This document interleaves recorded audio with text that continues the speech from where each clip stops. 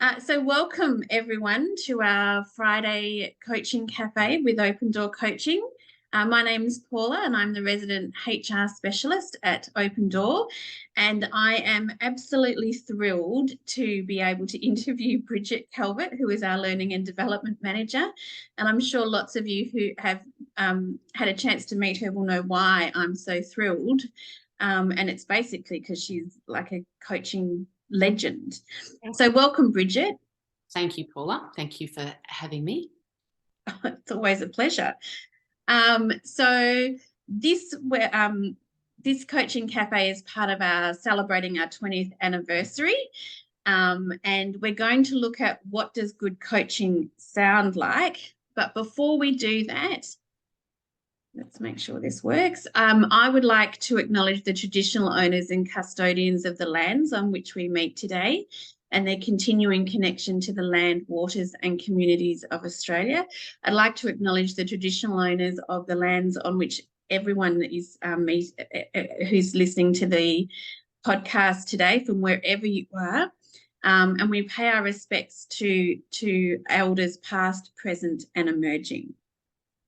All right, so let me just check. A brisk 26 degrees in Bali this afternoon, Nathan. Yeah. Lovely to have you on board, and 26 sounds delightful, I have to say. It certainly does, yeah, compared to Melbourne, which is 15 degrees here. Bit chilly, really. Mm. So on our agenda for today, we are still celebrating our 20th birthday celebrations for Open Door Coaching, which is such a milestone. We're going to learn from Brigitte's experience today, look at what does great coaching look, sound, feel like. As always, this is about creating community, shared learning experiences, thought-provoking conversations, and yes, at the end, we have the ICF CCEs for you. I have some questions I would love, and I can't wait to ask Brigitte. But if you have a question that pops up, please pop it into the chat, and we'll see if we can get Brigitte to answer. I'm actually going to stop the sharing so that it's not distracting for us. So here we go. Let's see how that works. Beautiful. So, Brigitte. Yes. I know that you met Natalie in 2004 when she was delivering a coaching program, and you then joined the Open Door team in 2005 when they registered the coaching qualifications and became an RTO and you're the lead facilitator and an assessor. What I'm wondering about was, before that, what sparked your interest in coaching? Yes, that's a really good question. Well, way back then, I experienced a significant life change back in 2003, which automatically, I guess, led me to looking for some counselling. That was the natural go-to if, you experience something that's challenging or something that's sudden or what have you that you weren't expecting. And so, counselling seemed to be the answer. And when I experienced that counselling, it didn't actually quite fit. It wasn't fitting the way that I had hoped. And I remembered reading an article, perhaps 12 months before that, back in 2002, and it was a coach who had written an article in a parenting magazine. And I remember reading it thinking, oh, that looks interesting. I'll put that aside. And I had put it aside and I'd kept it. And at this particular point or time in my life, I thought, that coaching thing, that article that I read, I reckon that might be something that could be a bit of me. That could be good. So anyway, I found the article and contacted the person who'd written the article, and she was from Sydney and she was a coach and she lived in Sydney. And back then, of course, it was telephone coaching. So, so I have a bit of a bias for telephone coaching because it completely changed my life. It was one of the most wonderful experiences I've ever had. And it really opened up my mind to, wow, this is amazing. And how I felt and how you can take life and you can mold it and you can create what you want and it can change your thinking. So that sparked my interest in coaching professionally, because my background, of course, was primary school. I was a primary school teacher. And so, learning and development and teaching and things has always been a part of me. But this particular experience was really significant. And so I thought, I think I want to do more of this. And so the rest is history, really, in terms of I went on to then study Certificate 4 in life coaching, diploma in life coaching, and that's where I met Natalie when she was, designing and forming the Open Door Coaching Group and the courses. And because I had a teaching background, and our, Nat and I get along really well, she asked me if I would be interested in assessing for her, and that's how it started. What I really love about that story is that there was an article that you read that popped into your head at the time that you needed it. And I think it's amazing. Last week I had an example where there was something going on, and then something popped up on my TED Talks that was the perfect thing that I needed. Yeah. And I think the universe really sends you those things, when it's most important for you. So you've been doing this for nearly 20 years, Brigitte. I know that's a big number, isn't it? How come you're still doing it after 20 years? If what's keeping you here? Yeah, okay. Well, if I think about how come I'm still doing this after 20 years, I love what coaching stands for. And when you consider, say, for example, ICF core competencies, right? So, some of those are particularly incorporated into how I live, not just how I coach. So as an example, coaching mindset, that's a really big one for me. For me, it's a way of being, having a mindset that's open, it's curious, it's, flexible, it's reflective, and, that belief in others that says, I believe that you can, or I know that you can, I trust that you can find your own way. That's part of how I operate. Cultivating trust and safety is another one. Trust is my top life value, and what trust represents, what it means for me personally, is part of how I make decisions in my life. Another one that's important for me, particularly in terms of how I live, evoking awareness, because this represents how I like to experience life, that opportunity to stretch thinking and align experiences with your own values and your desires. So that's, that's true to my heart. And also facilitating growth. I'm always excited about learning and development, always have been. I'm excited about exploring and thinking and reflection and learning. So, of course, as a coach, I align with all of those core competencies and always aspire to live by them, including being present in the moment and listening to people actively, inquiring with curiosity, noticing words and cues, those sorts of things. And because I embrace these, what we call competencies in coaching, these are a way of living, and striving to be, I think.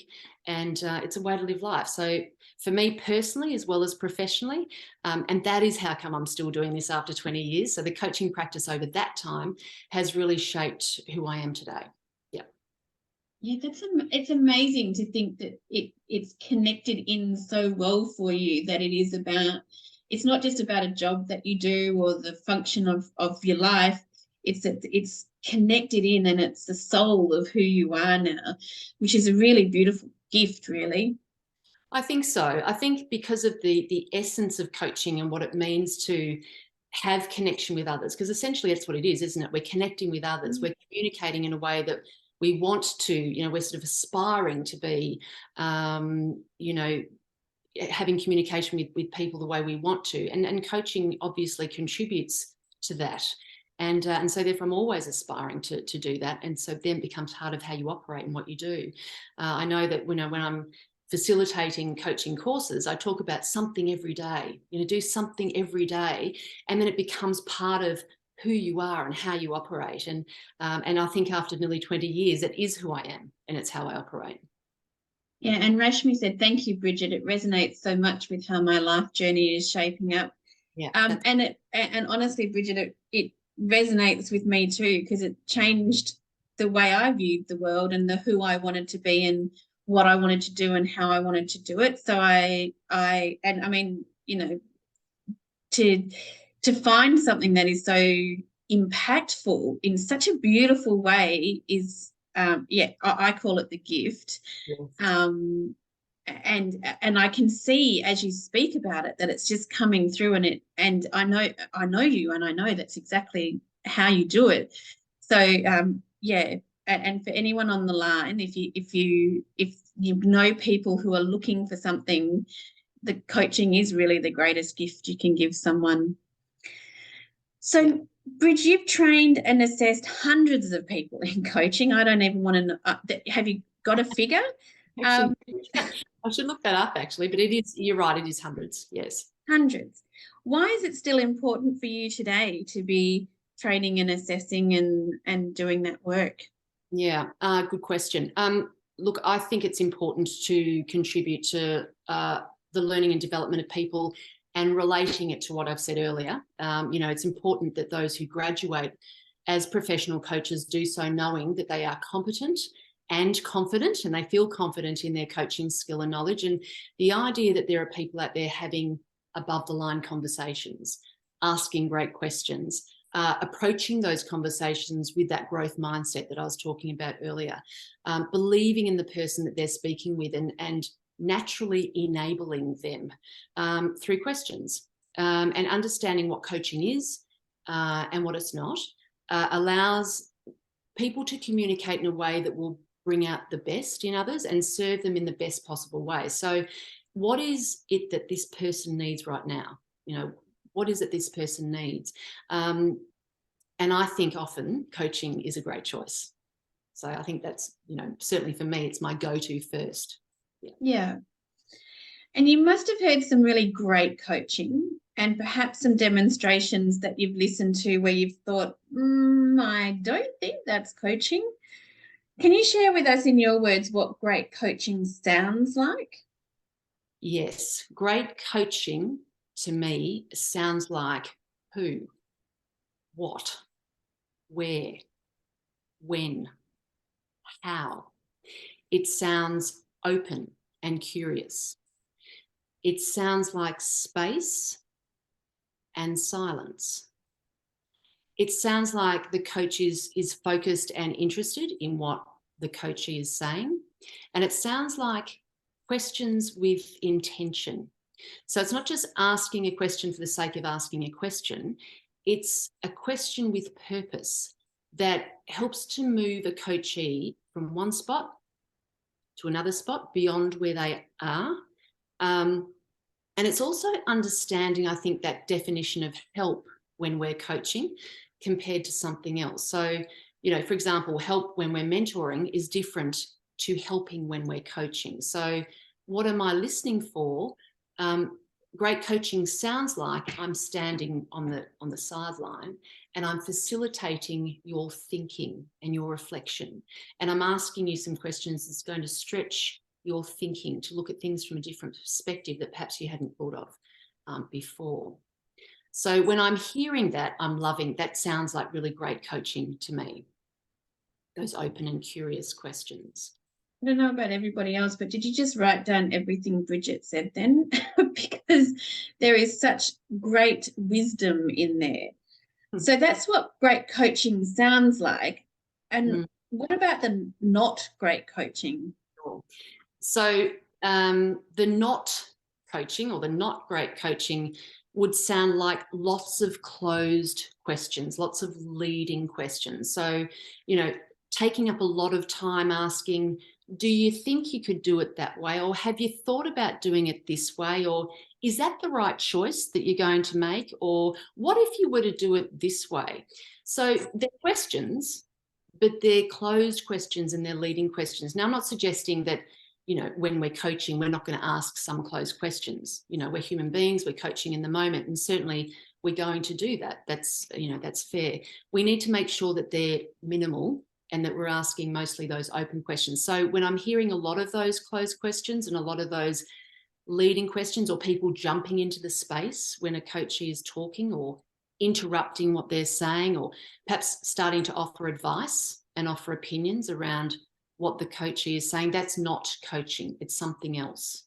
And certainly there are other modalities such as the mentoring and managing and counselling and all other things that are valuable. But when we're coaching, we need to get really clear around what it is and what it's not. Yeah.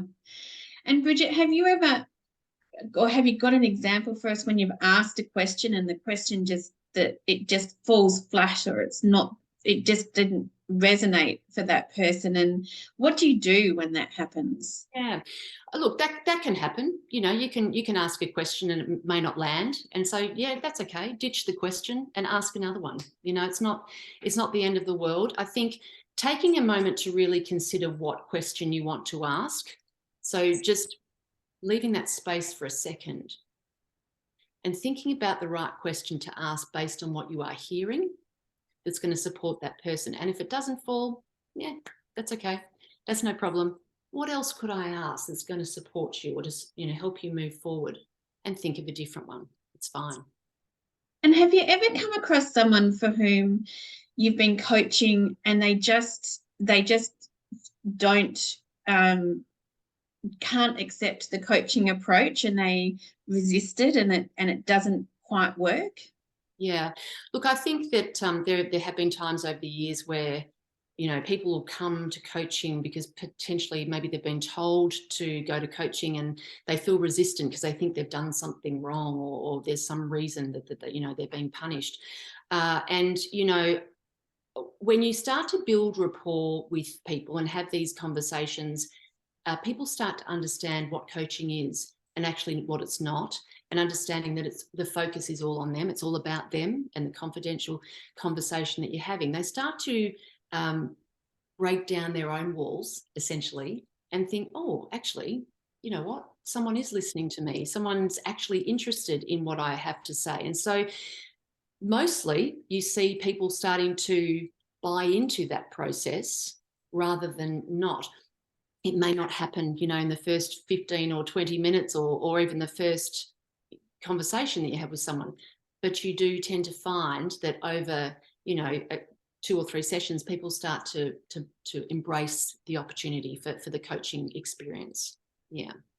And I'd really love to hear what's been your greatest coaching moment. Wow.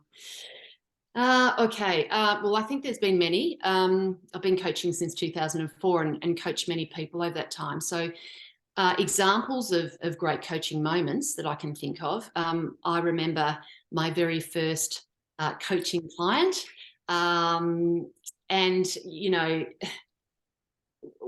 that person, when he actually realized or actually understood that they had to take responsibility to create change that they wanted to see, that the excuses could remain. You could keep, coming to coaching with all the excuses as to why not, or why you haven't done this, or what happened here week after week and make no difference. And, through the coaching experience, the action that followed when that actual insight presented, all of a sudden everything changed. It was that penny drop. It was wonderful and really changed the course of that person's life. So that was really fulfilling, and I really enjoyed that. I really like the sound of many a coachee's voice, when clarity arrives or insights met, for example, or the power in the coaching process, because that coachee recognizes, oh, I can, or oh, I have, or I am, the growing belief in self, which, I personally too have experienced and know I've, sat across from people who have felt the same. That recognition that you've actually achieved, or you've met what you wanted to, or you've had some insight, or you're working towards it. So wonderful achievements, the change in life paths, including my own. And I think coaching allows one to experience that ability to change and to grow and to believe and to achieve and to live life in a way that aligns to what one really values and what one wants. So, I know that's not one particular coaching moment, but there are so many that through so many experiences that you nurture, and you think, oh wow, that was wonderful, I love that.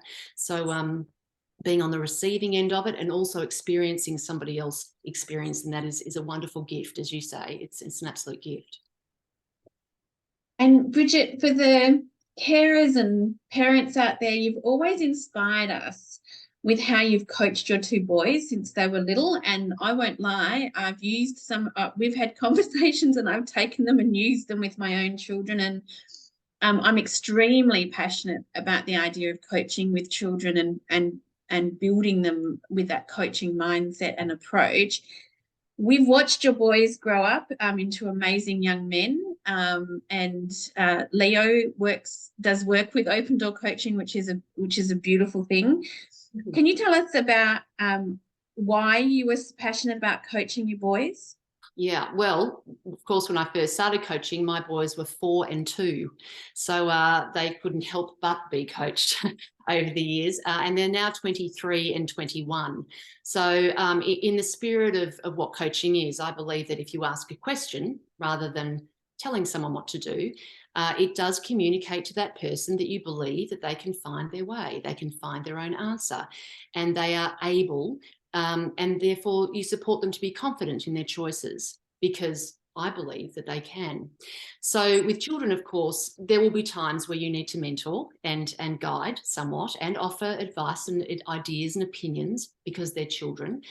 There are times for that, but I always think that we can coach more than what we do with young people. And asking a young person a question rather than telling them what to do says, I trust you. I'm interested in what you think. I know that you can. And I think my boys are confident in their decisions and they trust themselves to make good choices because I've taken a coaching approach with them. So that's what they're used to. Yeah, that is amazing. And I remember one day you told me a story about how one of your boys didn't do something that was correct. And the question that you asked him is, well, what do you think the punishment should be? I don't know whether you would have used punishment, but what do you think should happen next? And I've tried this myself, and it's actually one of my favorite questions with kids because and what you found was that they created a consequence that was far greater than what you would have picked for them. That's exactly what I found. But what I love about it is that when you say to them, well, I think that's probably too much, but how about we look at this? It's almost like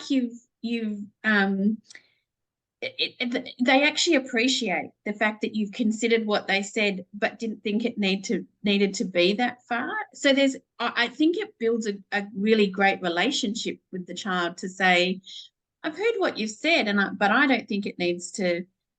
You've taken it, one step too far, and I've considered it, and I'm thinking about you and our relationship, and I want to do this. So honestly, it was one of those that question was a gift for me, that makes me a better parent. Yeah, look, that's great. And yeah, thanks for that too, Paula. Look, I think it becomes a collaboration, doesn't it? You collaborate. Yeah. Rather than just telling or saying this is what's going to happen if you do this or what have you, or I want you to do that or you will do that. It's collaborating and building that connection, that relationship, and that subliminal. I believe you can, because they can't help but trust themselves when you're asking a question. What do you think? How do you think you should approach it? Or, what ideas do you have? Because that tells them I'm interested in what you have to say and I trust what you think. Now, I have one final question for Brigitte. So if you have any questions, please pop them up in the chat so that we can make sure we cover them before we finish off.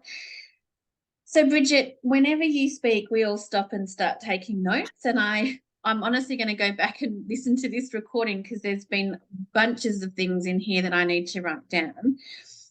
You are one of the best I know at generating great coaching questions. So I'm wondering, what message would you like to leave us with this afternoon? Okay, message for this afternoon. I think you have the power to change the environment through asking a question. You have the power to create the environment through a mindset that is open and curious and flexible. I think you can design an environment that is aligned with what is most important to you and those around you, so that you can finish your day with, I had a great day today, all because you took a coaching approach to the way you do things. That's what I'd leave them. That's what I'd leave you with today.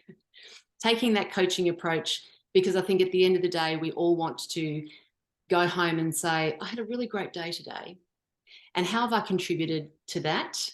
Well, for me, it's taking a coaching approach to the way I live and the way I approach others, because I believe that that creates an environment where you build trust with people and build connection. And I could go on. Well, I also have an extra question on there. I've always got 10,000 questions because I'm an excellent coach, I like to think. Brigitte, you talked about the growth mindset. Can you tell us a little bit more about why the growth mindset is so important for you?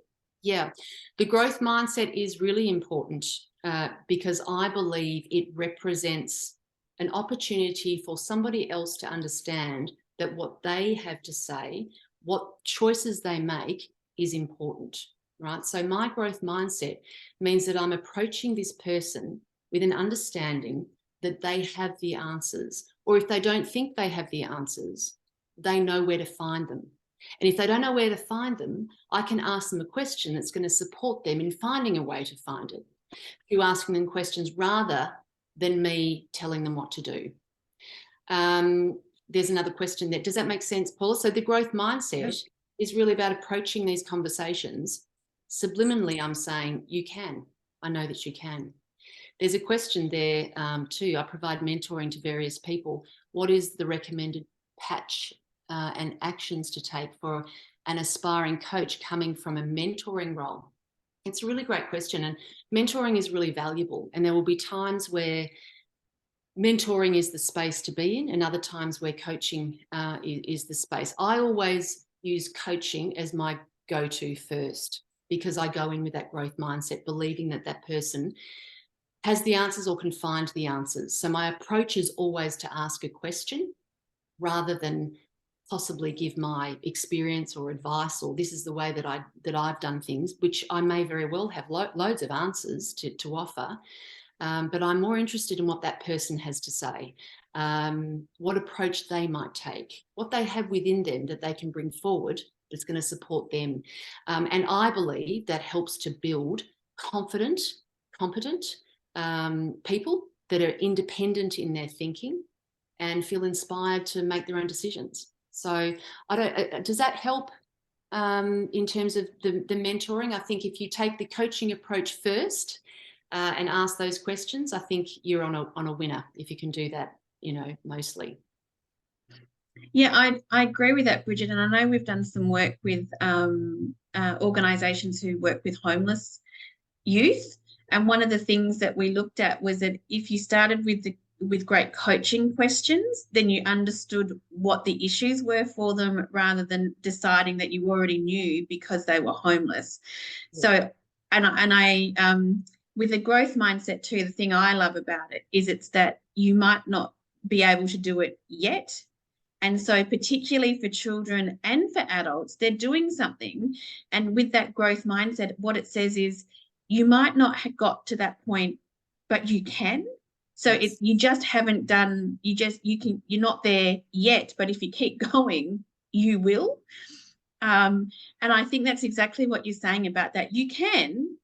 You might need to do something differently, or what different approach can you take so that you do get there, but it assumes that you will get there.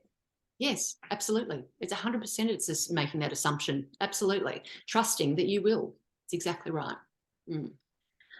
Well, Brigitte, I have to thank you for your amazing insights today. It's been an absolute pleasure talking to you, as it always is.